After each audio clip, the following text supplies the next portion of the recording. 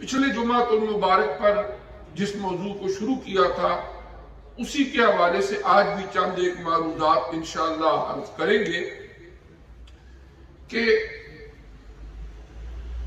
ہمارے دین اسلام کا مال و دولت کے حوالے سے انتہائی بیلنسڈ نظریہ ہے. نہ رہبانیت کو اپریشیٹ کیا جاتا ہے. رہبانیت کا مطلب ہوتا ہے کہ دنیا کے سارے معاملات سے قطع تعلقی، اور نہ ہی یہ کہ اس حد تک آدمی دنیا داری میں انوالو ہو جائے کہ وہ اللہ تبارک و تعالیٰ کی ذات کو فراموش کر دے، اس کو بلا دے، بلکہ ایک متوازی، ایک بیلنسڈ نظریہ اس کے مطابق چل کے دنیا کی زندگی بھی امن سکون سے گزاری جا سکتی ہے. اور اس کے بعد پھر آخر تو ہم نے اللہ کے حضور جانا ہے، اس کی کتنی بھی عمر ہو جائے. ملکہ برطانیہ کا ان کا انتقال ہوا 96 ایئرز کی ایج میں، اور 70 ایئرز تک وہ کوئین رہی برطانیہ اور باقی اسکینڈینیوین کنٹریز کی. بالآخر دنیا سے جانا ہے. اور اسی طرح یہ ہے کہ جب وہاں پر جائیں تو تاکہ وہاں پر بھی ہمیں کوئی پریشانیاں نہ ہوں. اصل عقل مندی یہ ہے. حضور نبی کریم علیہ الصلوۃ والسلام کا ایک ارشاد گرامی ہے کہ رأس الحکمت مخافت اللہ. دنیا کے اندر کون بڑا عقل مند ہے، کون دانشور ہے، کون بڑا حکمت کی باتیں جاننے والا ہے، ہم کسی کے بارے میں بھی کہہ سکتے ہیں. لیکن آقا علیہ السلام نے فرمایا کہ ساری حکمتیں، ساری دانشوریاں، ان کی سردار کیا ہے؟ راس الحکمت مخافت اللہ، کہ بندے کے دل کے اندر اللہ کی یاد رہے، اللہ کا خوف رہے. یہ ساری حکمتیں جتنی بھی ہیں ان کی سردار ہے. اس میں کوئی شک نہیں کہ کوئی بھی نعمت ہے وہ عطا کرنے والی اللہ تعالیٰ کی ذات ہے. اب اس نے جب عطا کی تو وہ ہمیں پیدا بھی کرنے والا ہے، سب کچھ جاننے والا ہے. اس نے کچھ چیزوں کو فرمایا کہ یہ تمہارے لیے فتنہ.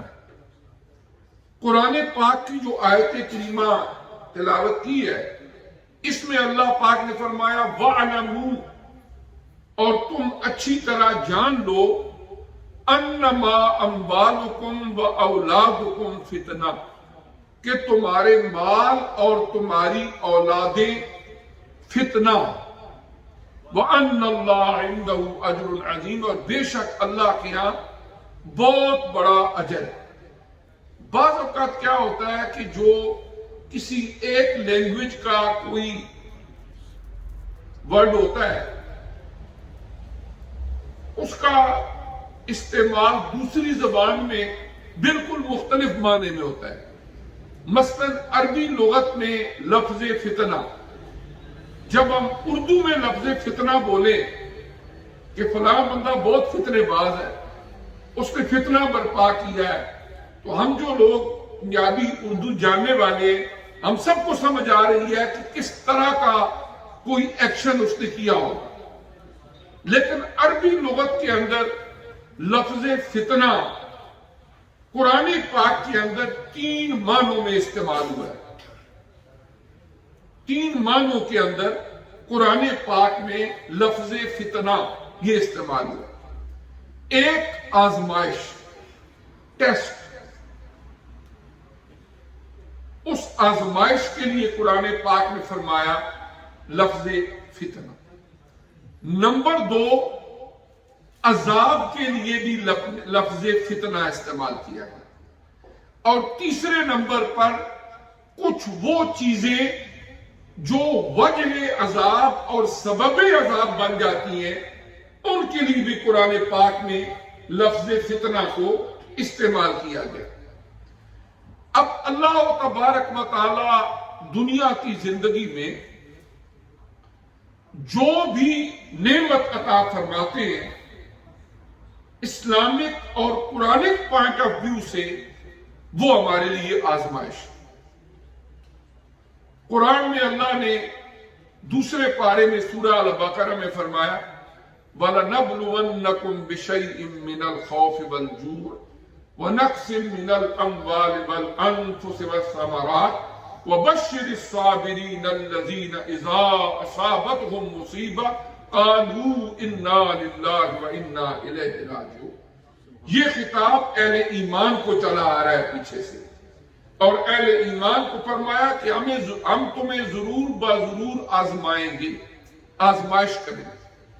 بِشَيْءٍ مِّنَ الْخَوْفِ، کبھی تمہاری اوپر خوف طاری ہوگا، کبھی دشمن کا خوف، کبھی کسی اور چیز کا خوف، کبھی مال کی کمی کر کے، کبھی کسی جان کی کمی کر کے، مثلا فیملی کا کوئی بندہ دنیا سے چلا جاتا ہے، کبھی مال ہے، کاروبار میں نقصان ہو جاتا ہے، کسی وجہ سے مال ضائع ہو جاتا ہے، جس طرح آج کل فلڈ کی صورتحال ہے، لوگ راتوں کو سوئے، ایک نارمل خوشحال زندگی تھی ان کی، لوگوں کو دینے والے تھے، سیلاب کے ریلے آئے، گھروں کے سامان سمیت سب کچھ بہا کے لے گئے۔ وہ چاول کی فصل جو چند مہینوں تک تیار ہونی تھی، لوگوں نے امیدیں لگائی ہوئی تھی اس کو بیچیں گے، فلاں اپنی ضرورت پوری کریں گے، وہ سب کچھ بہا کے لے گئی۔ اب یہ ایک طرح سے آزمائش ہے۔ فرمایا کبھی مال کی آزمائش، اور فرمایا یہ ساری آزمائشیں جب آتی ہیں، جو آدمی صبر کرنے والے ہیں اللہ تبارک و تعالیٰ انہیں اپنی نعمتوں سے نوازتے ہیں۔ اور سورہ الملک کی ابتدائی آیات میں فرمایا وَلَا نَبْلُوَنَّكُمْ، فرمایا الَّذِي خَلَقَ الْمَوْتَ وَالْحَيَاةَ لِيَبْلُوَكُمْ أَيُّكُمْ أَحْسَنُ عَمَلًا، کہ موت و حیات کی یہ کشمکش، اس کا اصل مقصد ہی یہ ہے کہ اللہ تعالیٰ تمہارا ٹیسٹ لے کہ تم میں سے عمل کس کا اچھا ہے۔ تو اس طرح یہ ہے کہ بعض اوقات ایک چیز یہ ہوتی ہے کہ اللہ تعالیٰ نے کسی کے ذمے جو رسپانسبلٹی لگائی ہے اس کو پورا نہ کرے تو وہ کوتاہی کا شکار ہے۔ جو اللہ نے ذمہ داریاں لگائیں فرمایا ان کو پورا کرو، اس کے باوجود اگر کوئی ایسی صورتحال پیدا ہو ہی جاتی ہے تو اس کے اوپر صبر کرو، جو اللہ تعالیٰ کی طرف سے آزمائش آتی ہے۔ اور اس آیہ کریمہ میں بھی فرمایا گیا کہ مال اور اولاد ایک آزمائش ہے۔ کیوں؟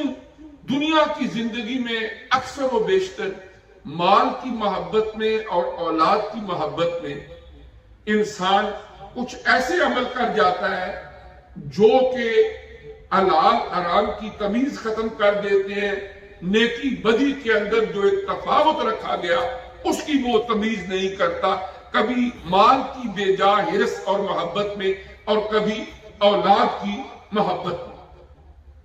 اور اصول یہ بیان فرمایا گیا کہ لا طاعۃ لمخلوق فی معصیۃ الخالق، کہ مومن بندہ وہ مخلوق کے سارے معاملات کو بجا لاتے ہوئے یہ بات ذہن میں رکھے کہ اللہ کی معصیت کا ارتکاب نہ ہو۔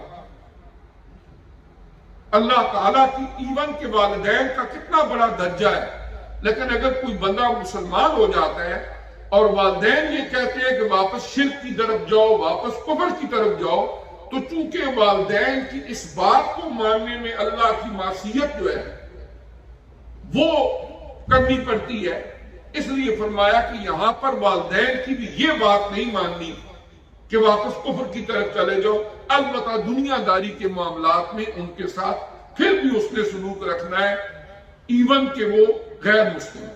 یہ قرآن پاک میں اللہ تعالیٰ نے بیان فرمایا۔ یہاں پر بخاری شریف کا ایک مشہور واقعہ ہے، حضرت سیدنا ابو ہریرہ رضی اللہ تعالیٰ عنہ سے روایت، حضور علیہ السلام نے ایک واقعہ بیان فرمایا بنی اسرائیل کا، اور یہ متفقن علیہ حدیث ہے۔ امام بخاری رحمت اللہ علیہ نے بھی اس حدیث کو روایت کی ہے، اور امام مسلم رحمت اللہ تعالی علیہ نے بھی اس حدیث کو روایت کی ہے۔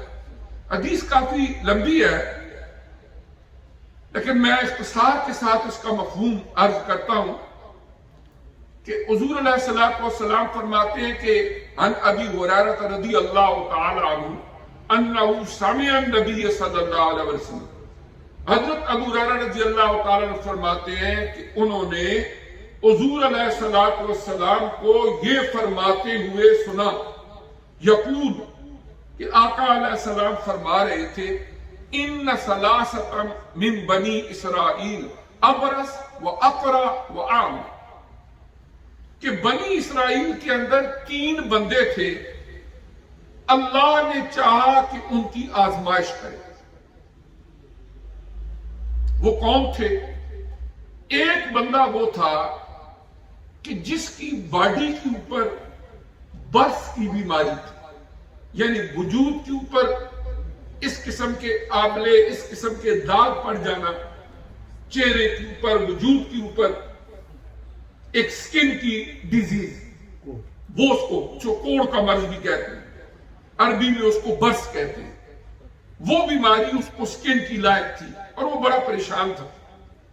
یقیناً اگر کوئی آدمی اس آزمائش میں خدا نخواستہ مبتلا ہو کہ جس کو کوڑ کی بیماری ہو، کہ اس کا پورا وجود چہرے سمیت اس کی سکن جو ہے وہ پھٹ رہی ہو اور داغ پڑے ہوئے ہوں، تو یقیناً وہ پریشان ہوگا۔ دوسرا بندہ اقرع، جس کے سر پر بالکل بال نہیں تھے، گنجا تھا، وہ اعمى، اور تیسرا شخص وہ تھا کہ جو بالکل نابینا تھا، اسے کوئی چیز نظر نہیں آتی تھی، پیدائشی طور پر اندھا تھا۔ اب یہ تینوں قسم کی جو تکلیفیں، وہی اس کا اندازہ کر سکتا ہے یا اس کو ریئلائز کر سکتا ہے جو ان میں مبتلا۔ اب اللہ تبارک و تعالی نے ایک ارادہ فرمایا کہ ان تینوں، یعنی جو کوڑ کی بیماری کا شکار ہے، جو سر سے بالکل گنجا ہے اور جس کی آنکھوں کی بینائی نہیں ہے، ان تینوں کا ٹیسٹ لے، ان تینوں کی آزمائش کرے۔ اب اس اللہ تعالیٰ نے کیسے آزمائش کی؟ حضور نبی کریم صلی اللہ علیہ وسلم فرماتے ہیں فَأَرَادَ اللَّهُ أَن يَبْتَلِيَهُمْ، اللہ نے ارادہ فرمایا کہ ان تینوں کا ٹیسٹ لے، ان تینوں کی آزمائش کرے۔ اب ان کا ٹیسٹ کیسے ہوا؟ فَبَعَثَ إِلَيْهِمْ مَلَكًا، اللہ تعالیٰ نے اپنے ایک فرشتے کی ڈیوٹی لگائی۔ پھر میں عرض کروں کہ یہ بخاری شریف کی روایت ہے، حضرت ابو ہریرہ رضی اللہ تعالیٰ عنہ راوی ہیں، اور امام مسلم رحمۃ اللہ علیہ نے بھی اس حدیث کو روایت کیا ہے۔ اللہ تعالیٰ نے فرشتے کو بھیجا، فرمایا فَأَتَى الْأَبْرَصَ، وہ فرشتہ اس کوڑ کی بیماری والے بندے کے پاس آیا، فقال، اس کو یہ کہا اَيُّ شَيْءٍ أَحَبُّ إِلَيْكَ، کہ بتا تجھے کیا پسند ہے، تو کیا چاہتا ہے؟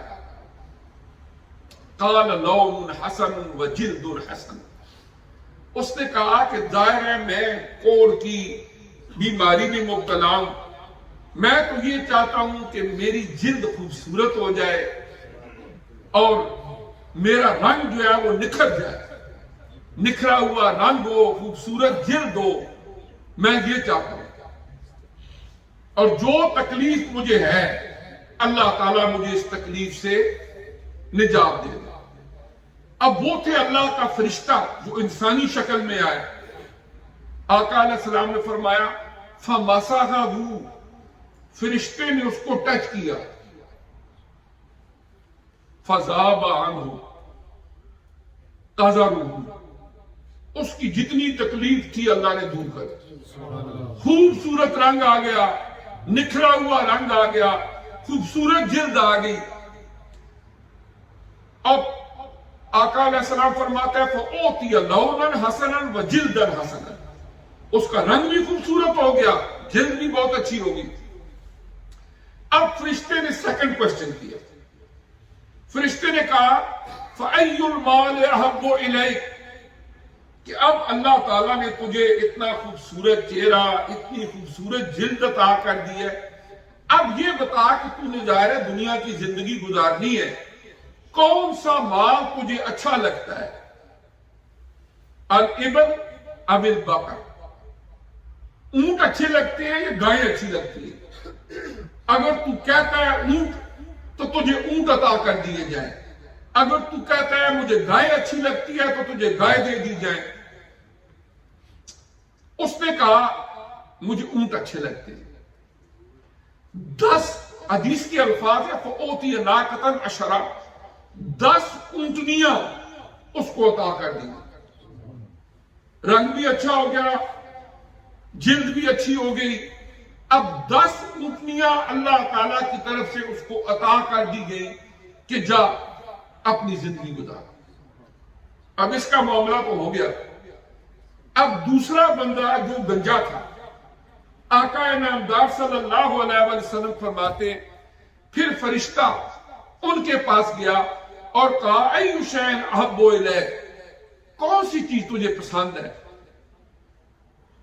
اس نے کہا قال الشعر الحسن، کہ میرے خوبصورت بال ہوں، گنجا ہوں، اچھے اچھے میرے بال ہوں، اور جو مجھے تکلیف یہ ہے گنج کی یہ دور ہو جائے۔ فرشتے نے کہا اچھا، اس کے سر پہ ہاتھ رکھا، اللہ تعالیٰ نے اس کے سر پر خوبصورت بال اگا دیے، وہ جتنی تکلیف تھی گنج پن کی وہ ختم ہو گئی۔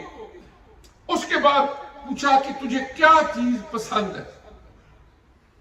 اس نے کہا کہ مجھے بکریاں گائے بہت پسند ہے، گائے بہت پسند ہے، اس کو گائے عطا کر دی۔ اس کے بعد تیسرا بندہ جو اندھا تھا، اس کے پاس فرشتہ گیا، پوچھا تجھے کیا چاہیے؟ اس نے کہا مجھے بینائی مل جائے، میں دیکھنا شروع کر دوں، اس سے بڑی میرے لیے کون سی نعمت ہو سکتی ہے؟ پھر اس کے بعد فرشتے نے وہی سوال کیا کہ کیا مال چاہیے؟ اس نے کہا کہ مجھے بکریاں اگر مل جائے تو بہت اچھا ہے، اس کو بکریوں کا ریوڑ عطا کر دیا گیا۔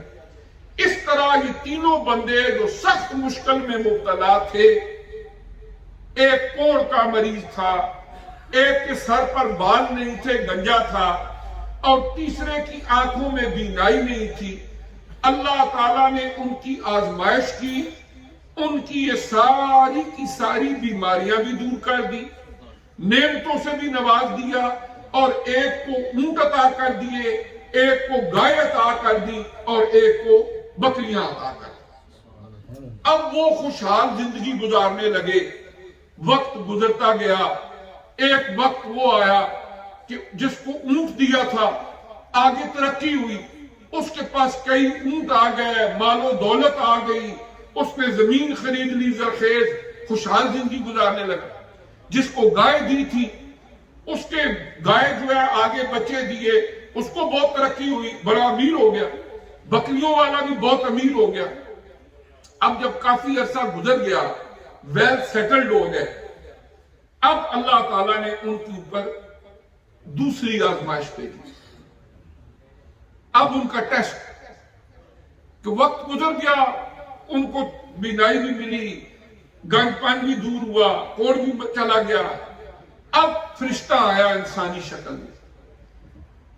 جو بندہ کوڑ کا مریض تھا، جب فرشتہ اس کے پاس آیا اللہ کی طرف سے، تو اس کے وجود کے اوپر بھی سیم لائک دیٹ کوڑ کی بیماری تھی۔ اس نے کہا دیکھو میں مجبور ہوں، یہ کوڑ کی بیماری ہے، تو آپ اس طرح کرو، کوئی ایک مجھے بھی دے دو، چلو میں کوئی میرا بھی گزارا ہو جائے۔ اس نے کہا جا میرے پاس کوئی اونٹ نہیں۔ اس نے کہا کہ میں نے سنا ہے کہ تجھے کوڑ کی بیماری تھی، اور پھر اس کے بعد اللہ تعالیٰ نے تیری بیماری کو دور کیا، اور تیرے پاس کچھ بھی نہیں تھا، اس اللہ نے تجھے اونٹ دیے۔ اس نے کہا جا کوئی کسی نے مجھے نہیں دیے، یہ مجھے وراثت میں ملا ہے سارا کچھ، بھول گیا اس چیز کو کہ مجھے کوئی دینے والا بھی ہے۔ اس نے کہا اگر تو جھوٹ بول رہا ہے تو میں اللہ تعالیٰ سے دعا کرتا ہوں تجھے پہلی حالت میں لے جائے۔ आका अलैहिस्सलाम फरमाते हैं कि जब फरिश्ते ने ये दुआ की, अल्लाह ताला उसको फिर पहली हालत में ले गए। जब दूसरे के पास गए फरिश्ते कि जी आपको गाय दे दे, उसने भी ऐसा ही जवाब दिया। उसने कहा जी आपको क्यों दूं, मेरे तो बड़ी मेहनत मशक्कत करके मैंने ये सारा कुछ कमाया है, किया है। उन्होंने कहा मैंने सुना है कि तेरी ये हालत थी कि सर के ऊपर बाल नहीं थे, और फिर अल्लाह ने तुझे बाल भी अता किए, तुझे माल भी अता किया, गाय अता की। उसने कहा नहीं नहीं, मुझे विरासत में मिली है, मैं खुद ही बड़ा लैंडलॉर्ड हूं, छोड़ तू जा अपना राह ले। तीसरे के पास मुसाफिर बन के आया फरिश्ता कि मैं एक मुसाफिर हूं, मुझे कोई दे दे बकरियों में से कोई, मैं अपना गुजारा कर लूं। उसने भी यही जवाब दिया, और उसने भी कहा मैं तो जदी कुश्ती लैंडलॉर्ड हूं, मुझे किसी ने क्या दिया, मैं बड़ा ज़हीन फतीन बंदा हूं। अब जब ये सूरत-ए-हाल पैदा हुई तो अल्लाह के फरिश्ते ने तीनों को यही कहा कि मैंने ये सुना है कि तुम ऐसे थे, अल्लाह ने ऐसे कर दिया। उन्होंने कहा नहीं नहीं, किसी ने गलत बताया होगा। तो उन्होंने दुआ की अल्लाह पाक उनको वैसा ही कर दे। तो अल्लाह ताला के प्यारे हबीब हजरत मुहम्मद मुस्तफा सल्लल्लाहु अलैहि वसल्लम इरशाद फरमाते हैं कि वो तीनों पहली हालत में लौट गए। यानी ये हदीस मुबारका के अंदर जो मुस्तनद वाक़यात हैं, आप देखें ना, सूरह अल कलम, नून वल कलम व मा यस्तुरून, 29वें पारे की सूरह मुबारक है। उसमें अल्लाह ताला ने एक वाकया बयान किया है कि एक बनी इसराइल में शख्स था, ये कुरानी वाकया है। अल्लाह ने उसको बड़ा मालो दौलत अता फरमाया और वो बड़ा सखी दिल बंदा था। जब वो फसल काटता, फल काटता, कोई गरीब मिस्कीन आ जाते उनको भी देता और वो खुश होते, अल्लाह ताला उसको और देता। एक वक्त तो आना ही होता है, उसका इंतकाल हो गया। कुरान फरमाता है उसके 3 बेटे थे। उन्होंने आपस में एक खुफिया मीटिंग की कि अब्बू जी अपनी जिंदगी में जो करते रहे वो करते रहे, अब हमारी इयालदारी बढ़ गई है और लोगों को आदत पड़ी हुई है, अगर दिन को हम फसल काटने के लिए गए तो ये सारे गरीब इकट्ठे हो जाएंगे, नहीं देंगे तो लोग ताने देंगे, इतने सही बाप के बेटे इतने कंजूस, और अगर देंगे तो हम क्या खाएंगे, हमारे बच्चे क्या खाएंगे, वो गरीबों को दे देंगे। इस किस्म का ख्याल आया। उन्होंने एक मुशावरत की कि बेस्ट तरीका यह है कि रातों रात जाएं, फसल को काटें, फलों को काटें, गरीब मस्कीन सोए हुए हो और वापस आ जाए। उन्होंने, कुरान फरमा रहा है कि जब उन्होंने ये सारी प्लानिंग की, इंशाअल्लाह भी नहीं कहा। इतना ही होता है कि वो कह देते इंशाअल्लाह, वो भी नहीं। उन्होंने सोचा हमारे बाप की बड़ी जायदाद है, हम जाएंगे काटे। रात को ये सारी मंसूबाबंदी करके चल पड़े। रस्ते में कुरान फरमाता है ऊंची बात भी नहीं करती थे कि ऊंची बात करने से किसी गरीब की आंख न खुल जाए, इसलिए बड़ा सरगोशियां करते करते करते आस्ता आस्ता रात के अंधेरे में वहां पहुंच गए। जब वहां पर पहुंचे तो परेशान हो गए। उन्होंने कहा रास्ता भी ठीक है, पहुंचे भी हम ठीक है, लेकिन वो बाग किधर गए, वो फल किधर गए, वो अनाज किधर गया। अल्लाह ताला फरमाते हैं उनकी इस बदनीयती की वजह से अल्लाह ताला ने उनके सारे बागों को जला के रख दिया। अब पछताने लगे कि क्या करें, लेकिन वक्त पर काफी है कतरा आब खुश हंगाम का, जल गया जब खेत मींह बरसा तो फिर किस काम। तो ये जो वाकयात मुस्तनद कुरान पाक में बयान हुए या नबी करीम अलैहिस्सलातु वस्सलाम ने अपनी अहादीस मुबारका में हमारी तालीम और तरबियत के लिए बयान फरमाए, वो ये है कि हम दुनिया की जिंदगी का ढंग अल्लाह के कुरान से और अल्लाह के नबी से सीखें कि हमने जिंदगी कैसे गुजारनी है। इसलिए कि हमारे पास सिर्फ दुनिया की जिंदगी में एक महदूद सा इख्तियार है कि हम अपने आप को ऊपर भी कर सकते हैं, नीचे भी कर सकते हैं। हम अपनी टांगों को हिला सकते हैं, हम अपनी जबान से जो चाहे बोल सकते हैं, कानों से जो चाहे सुन सकते हैं, आंखों से जो चाहे देख सकते हैं, یہ لمیٹڈ ٹائم کے لیے ہمارے پاس ایک اختیار ہے. جب روح اس کف سے انسری سے پرواز کر جاتی ہے اس کے بعد نہ آنکھیں دیکھنے کی سکت رکھتی ہیں، نہ ہاتھ موومنٹ کرنے کی سکت رکھتا ہے، نہ پاؤں ہلنے کی سکت رکھتا ہے. اس کے بعد ہم اسی مالک حقیقی کے رحم و کرم پر ہیں، اس کے حضور پیش ہو گئے. اب ہم نے کیا کیا، ہمارے ساتھ کیا ہوگا؟ وہ اللہ تعالیٰ کی ذات ہی رحیم و کریم ہے، اسے فضل مانگنا چاہیے اور وہ اپنے فضل سے ہی مہربانی کرنے والا ہے. تو یہ جو دنیا کی زندگی کا ویری لمیٹڈ اختیار ہے، اس کو ہمیں چاہیے کہ ہم سرنڈر کر دیں اللہ اور اس کے رسول کے سامنے. کہ جس طرح اللہ کا حکم ہے میں نے اس کے مطابق چلنا ہے، تو دنیا کی زندگی بھی خوبصورت بن جاتی ہے، پرسکون بن جاتی ہے، اور آخرت کی بھی. اور خصوصی طور پر حضور علیہ السلام کی بہت ساری حدیثیں مبارکہ ہیں کہ آپ نے فرمایا کہ دنیا کی زندگی کے اندر اللہ تعالیٰ جو یہ مال عطا فرماتے ہیں، یہ ایک بہت بڑی آزمائش ہے، ایک بہت بڑا امتحان ہے. بے شمار لوگ وہ ہیں اسی مال و دولت کی وجہ سے اللہ کا قرب پا گئے، اللہ کی ایسا قرب پا گئے کہ حضرت عثمان غنی رضی اللہ تعالیٰ عنہ جب غزوہ تبوک کے موقع پر اپنا مال لا کے اللہ کے پیارے حبیب کے قدموں میں حاضر کر رہے ہیں، تو آپ نے فرمایا کہ آج کے بعد عثمان کو کوئی عمل بھی نقصان نہیں دے گا. اللہ کے نبی نے ان کو خوشخبریاں سنائی، اور بے شمار تاریخ میں وہ لوگ ہیں کسی مال و دولت کے گھمنڈ میں، تکبر میں، یا اللہ کی نافرمانی کا شکار ہو کر وہ دنیا بھی برباد کر بیٹھے اور آخرت بھی برباد کر بیٹھے. اور دعا ہے کہ اللہ تبارک و تعالی ہمیں دنیا کی زندگی میں کسی کا محتاج نہ کرے، محنت کر کے رزق حلال کمانے کی توفیق دے، لیکن اس کے بعد اپنی رضا کے تحت زندگی گزارتے ہوئے اپنے بتائے ہوئے طریقوں کے مطابق اس مال کو خرچ کرنے کی بھی توفیق نصیب فرمائے. جزاک